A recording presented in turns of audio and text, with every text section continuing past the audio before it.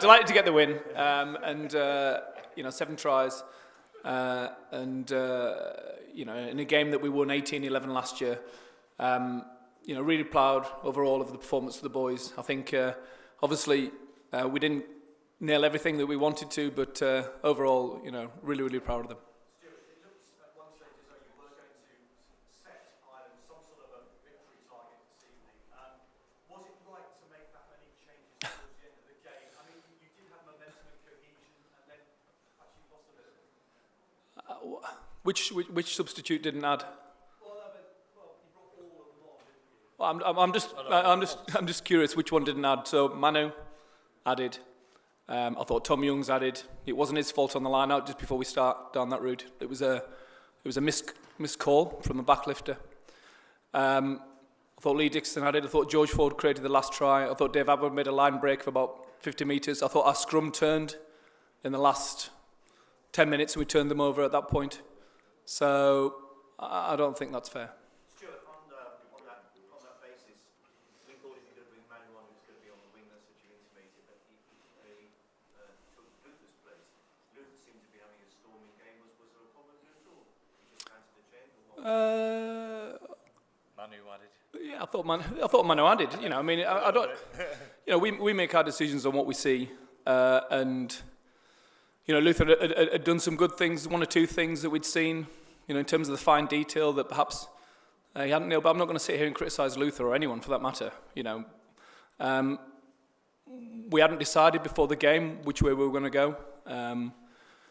But as the game unfolded, we felt that Manu coming on at 13 in place of Luther would make the best impact. And I think Manu made a great impact when he came on. He scored a try, he broke tackles, he didn't make any defensive errors, he turned the ball over in the breakdown in the last play, which resulted in the try. So I don't think Manu can be criticised for his contribution.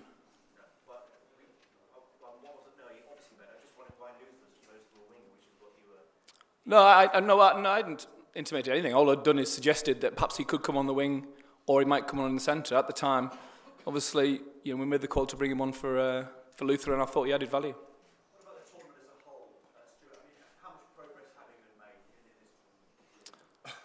Well, huge progress. I mean, we played this game last year and we won 18-11 at home at Twickenham, scored 6 penalties. We've come here. I don't think any team's won by this scoreline. We've done it on the back of a Sunday game against an opposition that emotionally and physically for the players had taken a lot out of them.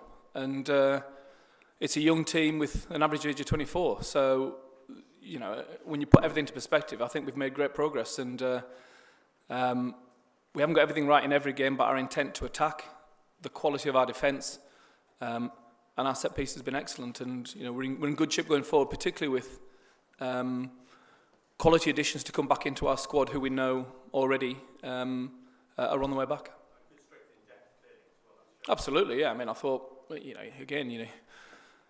you talk about someone like Henry Thomas or Dave Atwood and these guys coming on. They've developed so much, even getting George Ford involved, and that strength in depth, I lied to a Tom Croft, a Alex Corbisiero, a Jeff Parlin, a Marlon Yard, a Christian Wade, a Billy Vanapola. Obviously we lost, the list goes on really.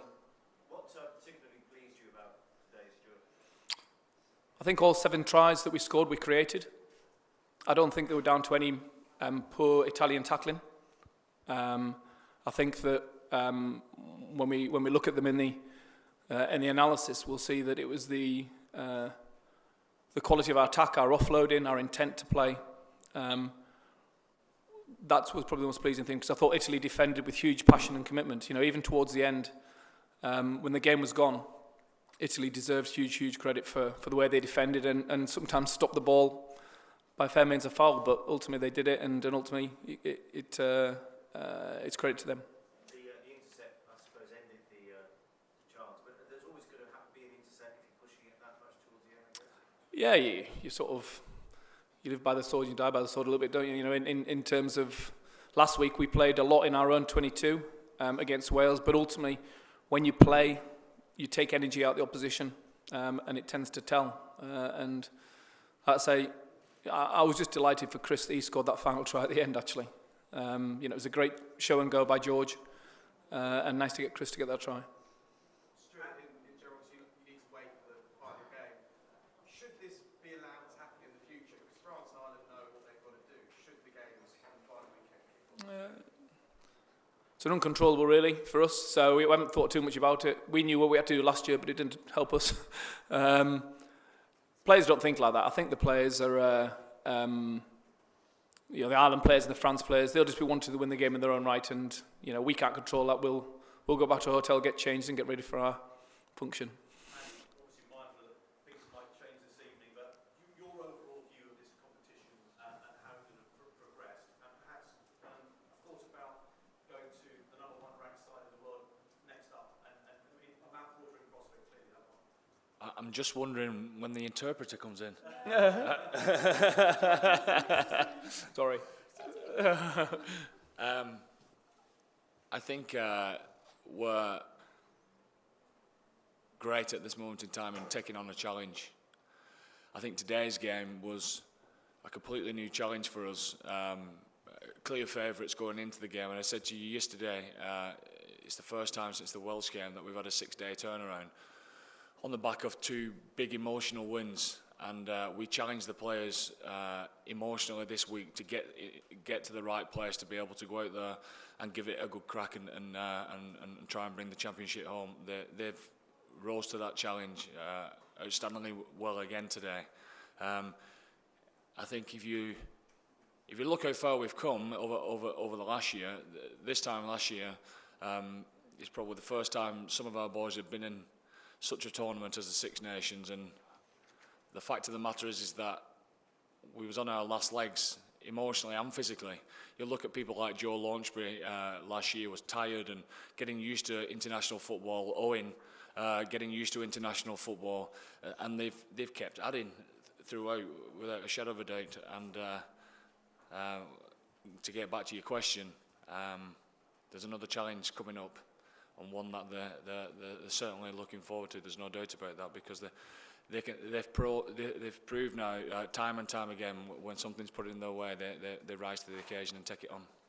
Stuart, in one sense, what happens tonight would be nice if you won the time, but it doesn't change your own campaign and what you've done right, what you've done wrong, etc. So how important is it for you to win the Six Nations title? How much does it really change? So the bigger picture. No, you're right. For me, it doesn't change. It'd be nice, obviously, to win it. And I think if Ireland go to France and win well, then they deserve it. And I think they're a quality side, and you could see from our reaction by beating Ireland, we knew how good a side they were. But overall, the bounce of the ball in the first game, a couple of decisions not going our way, and I'll look back at this campaign, irrespective of what happens tonight, with huge pride and great confidence in the English team going forward.